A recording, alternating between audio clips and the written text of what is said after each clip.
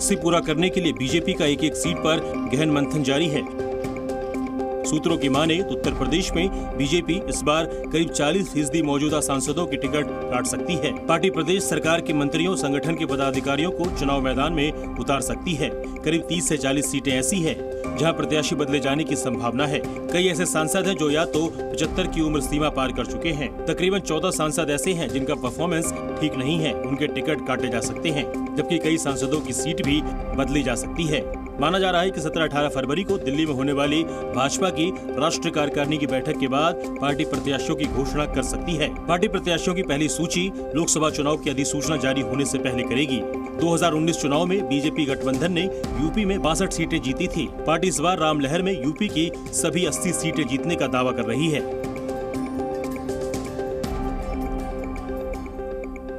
और साथ ही साथ देखिए, लोकसभा चुनाव की तैयारियों में जुटी बीजेपी ने अब कैंपेन थीम भी जारी कर दिया है। बीजेपी की ये थीम है, सपने नहीं हकीकत बुनते हैं। 8 भाषाओं में जारी इस फिल्म में प्रधानमंत्री नरेंद्र मोदी की तमाम योजनाओं का जिक्र है। बीजेपी ने अपने सोशल मीडिया अकाउंट पर 8 भाषाओं में पीएम मुद्रा योजना पर आधारित एक फिल्म रिलीज की है। ये फिल्म तमिल, हिंदी, तेलुगु, मलयालम, कन्नड़, असमिया और उड़िया समेत 8 भाषाओं में है। प्रधानमंत्री नरेंद्र मोदी ने ये वीडियो शेयर करते हुए अपने सोशल मीडिया प्लेटफॉर्म पर लिखा है कि मुद्रा योजना ने न सिर्फ उद्यमिता को बढ़ावा दिया है, बल्कि करोड़ों लोगों के जीवन में अद्भुत बदलाव लाने का भी काम किया है। करोड़ों भारतीयों के साथ साथ भारत भी बन रहा आत्मनिर्भर। ये है मोदी की गारंटी। सपने नहीं हकीकत बुनते, तभी तो सब मोदी को चुनते।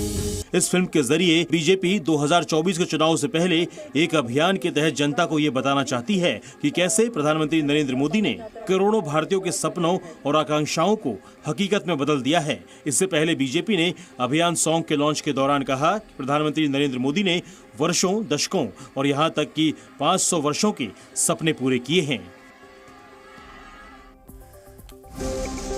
करीब 6 महीने तक चली सुनवाई के बाद चुनाव आयोग ने एनसीपी में विवाद का निपटारा कर दिया और अजीत पवार के नेतृत्व वाले गुट के पक्ष में अपना फैसला सुनाया।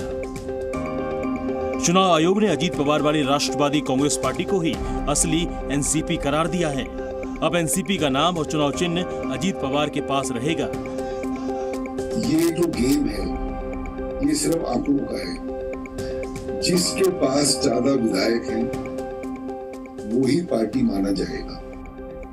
इसके साथ ही चुनाव आयोग ने शरद पवार गुट को नए राजनीतिक दल के लिए आज दोपहर 3 बजे तक 3 नाम देने को कहा है।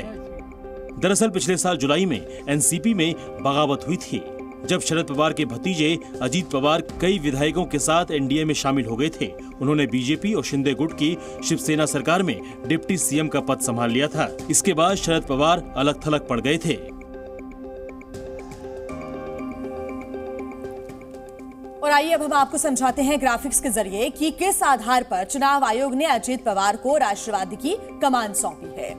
तो राष्ट्रवादी पक्ष और चुनाव चिन्ह का जो निर्णय है विधानसभा के संख्या बल के आधार पर किया जाता है और साथ ही अजीत पवार ने जो एफिडेविट कोर्ट में दिए थे उसमें उनके साथ ज्यादा संख्या बल। साथ ही अजीत पवार के पास 41 विधायकों का समर्थन पत्र है, तो वहीं शरद पवार के पास है 15 विधायकों का समर्थन शपथ पत्र। तो वहीं सांसदों की अगर हम बात करें तो अजीत पवार के पास 2 सांसद और शरद पवार के पास 4 सांसदों का समर्थन है। तो ऐसे में चुनाव आयोग ने इसी संख्या बल पर एनसीपी की जो घड़ी है अजीत पवार को सौंप दी है।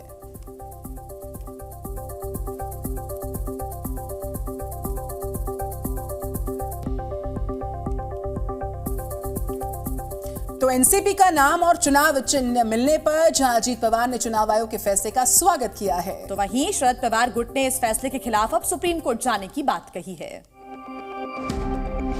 अजीत पवार के नेतृत्व वाली एनसीपी को चुनाव आयोग ने हरी झंडी दे दी। अजीत पवार ने इस फैसले का स्वागत करते हुए कहा कि लोकतंत्र में बहुमत को ही प्राथमिकता दी जाती है। ये जो डिसीजन इलेक्शन कमीशन ने दिया है उसका मैं स्वागत करता हूँ। विनम्र से ये उन्होंने दिया हुआ डिसीजन हम स्वीकारते हैं। जबकि सांसद सुप्रिया सुले ने इस पर नाराजगी जताते हुए कहा कि जो शिवसेना के साथ हुआ वही हमारे साथ किया गया। साथ ही उन्होंने इस फैसले के खिलाफ सुप्रीम कोर्ट में अपील करने की भी बात कही। हाँ बिल्कुल, कोर्ट, सुप्रीम कोर्ट तो जाएंगी। अगर हम पे अन्याय होगा तो कोर्ट तो जाना ही पड़ेगा ना। तो वहीं महाराष्ट्र के मुख्यमंत्री एकनाथ शिंदे ने कहा कि चुनाव आयोग ने बहुमत के आधार पर अपना फैसला सुनाया। मेजॉरिटी आज अजीत दादा पवार जी के पास है और इसीलिए चुनाव आयोग ने निर्णय मेरिट पे लिया हुआ है। दिल्ली के कथित शराब घोटाला मामले में 5 बार समन जारी होने के बाद भी मुख्यमंत्री अरविंद केजरीवाल ईडी के सामने पेश नहीं हुए। केजरीवाल ने ईडी के समन को अवैध बताते हुए पेश होने से इनकार कर दिया। 5वें समन पर भी पूछताछ के लिए हाजिर नहीं होने के बाद प्रवर्तन निदेशालय ने अदालत का दरवाजा खटखटाया।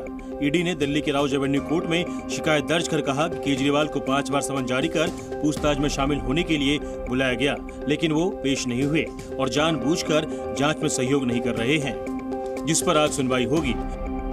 इससे पहले ईडी ने मुख्यमंत्री अरविंद केजरीवाल को 31 जनवरी को समन भेजा था और उन्हें 2 फरवरी को पेश होने के लिए कहा था, लेकिन केजरीवाल ईडी के सामने पेश नहीं हुए। समन के बाद आम आदमी पार्टी ने समन को गैर कानूनी करार देते हुए प्रधानमंत्री मोदी पर निशाना साधा था। आम आदमी पार्टी ने ईडी की ओर से जारी समन को राजनीति से प्रेरित बताया और ये भी दावा किया कि केंद्रीय एजेंसी मुख्यमंत्री को गिरफ्तार करने की योजना बना रही है। ईडी की टीम ने दिल्ली जल बोर्ड में अनियमितता से जुड़े मनी लॉन्ड्रिंग केस में कई जगहों पर छापे मारे और ये कार्रवाई आम आदमी पार्टी से जुड़े कई नेताओं के यहां की गई है, जिसमें सीएम केजरीवाल के निजी सहायक भी शामिल हैं। दिल्ली में ईडी के ताबड़तोड़ एक्शन से हड़कंप मच गया। दिल्ली जल बोर्ड में अनियमितता से जुड़े मनी लॉन्ड्रिंग केस में ईडी की टीम ने कई जगहों पर छापेमारी की। ईडी ने आम आदमी पार्टी के राज्यसभा सांसद एनडी गुप्ता, अरविंद केजरीवाल के निजी सहायक विभव कुमार और जल बोर्ड के पूर्व सदस्य शलभ कुमार के घर पर ईडी की टीम ने छापा मारा। बताया गया कि ईडी की टीम सुबह 7 बजे इन ठिकानों पर एक साथ पहुंची और छापेमारी की कार्रवाई की। ईडी की छापेमारी के बाद दिल्ली सरकार की मंत्री आतिशी ने केंद्र सरकार पर हमला बोला। वो अपनी एजेंसीज के माध्यम से आम आदमी पार्टी को डराने की कोशिश कर रही है, धमकाने की कोशिश कर रही है और हमारी बात को दबाने की कोशिश कर रही है। ईडी की कार्रवाई खत्म होने के बाद सीएम केजरीवाल ने बड़ा दावा किया। उन्होंने सोशल मीडिया पर लिखा कि मेरे पीए के घर आज 16 घंटे ईडी के 23 अफसरों ने रेड की। गहन छानबीन के बाद उन्हें कुछ नहीं मिला। क्या ईडी किसी के भी घर में ऐसे ही बिना किसी कारण घुस सकती है? क्या ये सरासर गुंडागर्दी नहीं है? इससे साफ है कि ये सभी रेड और गिरफ्तारियां सिर्फ राजनीतिक द्वेष के तहत की जा रही हैं। आइए आगे बढ़ते हैं खबरों में। कर्नाटक के मुख्यमंत्री सिद्धारमैया का आज दिल्ली के जंतर मंतर पर केंद्र सरकार के खिलाफ विरोध प्रदर्शन है। कांग्रेस का आरोप है कि केंद्र सरकार ने कर्नाटक के साथ अन्याय किया है, जिस पर अब प्रदेश का करोड़ों का टैक्स बर्बाद हो रहा है। कर्नाटक की सिद्धरमैया सरकार ने केंद्र सरकार पर हमला तेज कर दिया है। केंद्र पर आर्थिक अत्याचार और नाइंसाफी के आरोप में मुख्यमंत्री सिद्धरमैया के नेतृत्व में कांग्रेस के कई विधायक दिल्ली के जंतर मंतर पर प्रदर्शन करेंगे। इस विरोध प्रदर्शन को चलो दिल्ली नाम दिया गया है। कांग्रेस का दावा है कि केंद्र सरकार की नाइंसाफी और भेदभावपूर्ण नीतियों की वजह से साल 2017-18 के बाद से अब तक कर्नाटक सरकार को 1.87 लाख करोड़ रुपए के राजस्व का नुकसान हुआ है।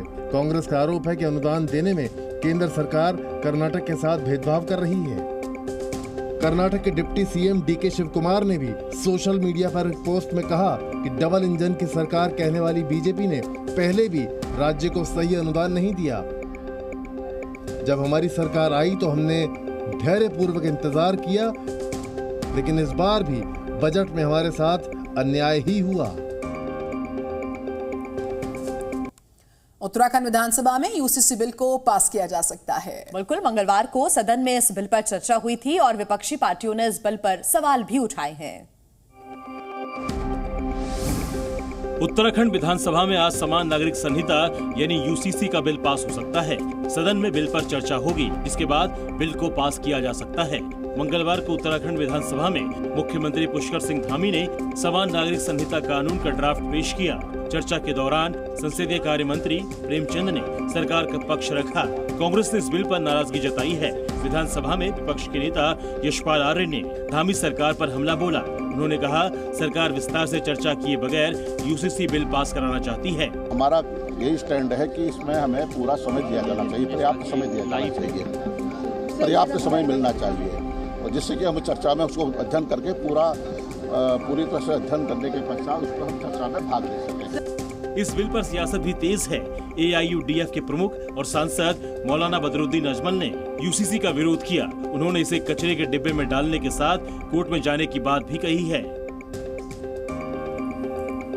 वहीं ज्ञानवापी केस में जिला कोर्ट के फैसले को इलाहाबाद हाई कोर्ट में चुनौती दी गई है। बुधवार को इस पर सुनवाई के दौरान दोनों पक्षों ने अपनी अपनी दलीलों को रखा। ज्ञानवापी केस में व्यास जी के तहखाने के अंदर पूजा अर्चना की अनुमति देने का मामला अब हाईकोर्ट की चौखट तक पहुंच गया है। मंगलवार को हाईकोर्ट में दोनों पक्षों के बीच इस मुद्दे पर जमकर बहस हुई।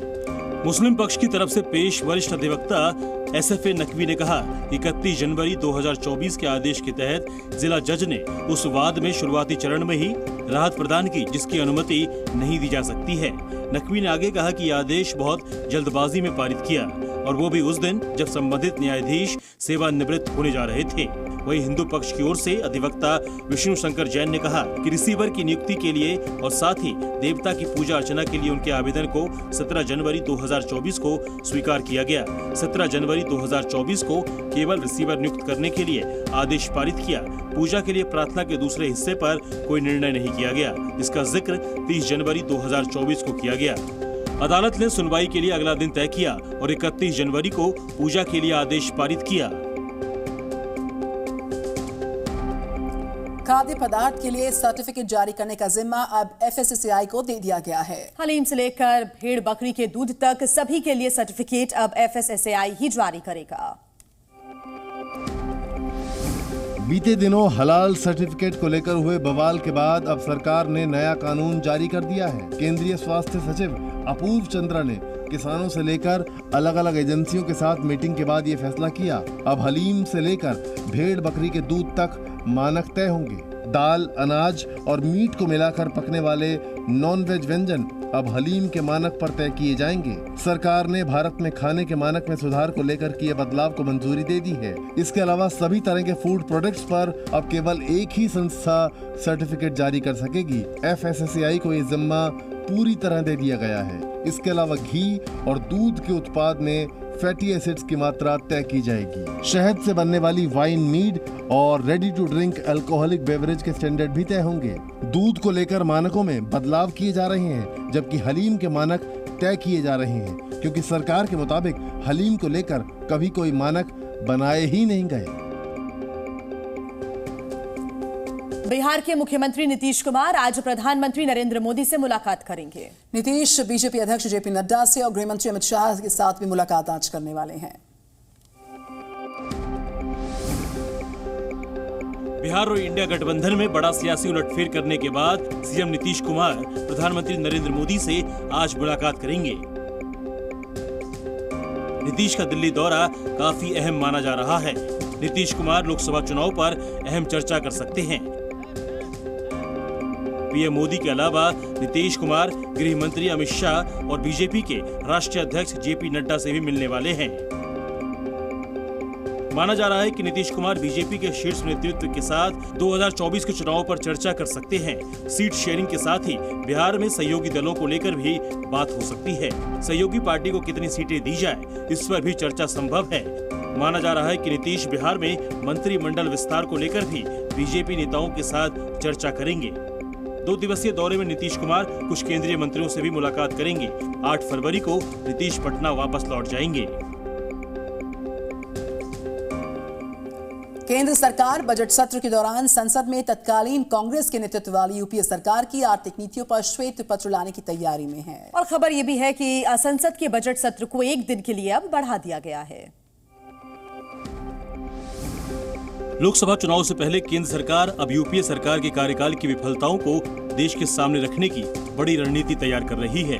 केंद्र सरकार संसद में एक ऐसा श्वेत पत्र ला सकती है जिसमें पूर्व की UPA सरकार की आर्थिक नीतियों पर फोकस किया जाएगा। यानी इस श्वेत पत्र में ये बताने की कोशिश होगी कि UPA शासनकाल के दौरान मनमोहन सरकार की गलत नीतियों की वजह से अर्थव्यवस्था पर कितना बुरा असर पड़ा था। साथ ही इसके जरिए आर्थिक समस्याओं के साथ साथ अर्थव्यवस्था पर पड़े उसके नकारात्मक प्रभाव को भी बताया जाएगा।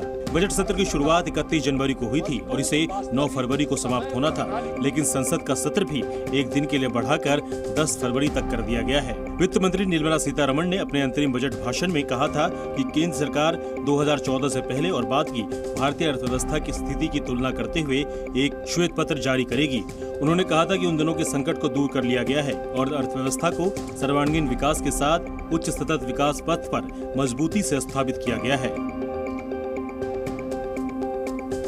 16 फरवरी को राहुल गांधी की भारत जोड़ो न्याय यात्रा उत्तर प्रदेश में प्रवेश करेगी। इस यात्रा में अखिलेश यादव शामिल होंगे और यात्रा में शामिल होने के लिए कांग्रेस अध्यक्ष खड़गे ने अखिलेश को न्योता भेजा था और इसे अब अखिलेश ने स्वीकार कर लिया है। देखिए हमारी खास रिपोर्ट। कांग्रेस पार्टी के लिए उत्तर प्रदेश से राहत देने वाली खबर है। कांग्रेस नेता राहुल गांधी की भारत जोड़ो न्याय यात्रा में समाजवादी पार्टी के अध्यक्ष अखिलेश यादव शामिल होंगे। अखिलेश ने कांग्रेस अध्यक्ष मल्लिकार्जुन खड़गे के निमंत्रण को स्वीकार कर लिया है। अखिलेश यादव भारत जोड़ो न्याय यात्रा में अमेठी या रायबरेली में शामिल होंगे। अखिलेश ने कांग्रेस को बधाई देते हुए भारत जोड़ो न्याय यात्रा का निमंत्रण स्वीकार किया। उन्होंने उम्मीद जताई कि भारत जोड़ो न्याय यात्रा उत्तर प्रदेश की सीमा में दाखिल होकर पीडीए की रणनीति से जुड़ेगी और समाजवादी पार्टी के सामाजिक न्याय और परस्पर सौहार्द का आंदोलन और आगे ले जाएगी। भारत जोड़ो न्याय यात्रा उत्तर प्रदेश में कांग्रेस की आ रही है। अमेठी या रायबरेली में समाजवादी पार्टी के राष्ट्रीय अध्यक्ष उसमें शामिल होंगे। बताया जा रहा है कि राहुल गांधी की भारत जोड़ो न्याय यात्रा 16 फरवरी को यूपी में प्रवेश करेगी। इससे पहले 4 फरवरी को अखिलेश यादव ने पत्रकारों से बातचीत में कांग्रेस के निमंत्रण पर तंज कसा था। जी न्यूज़।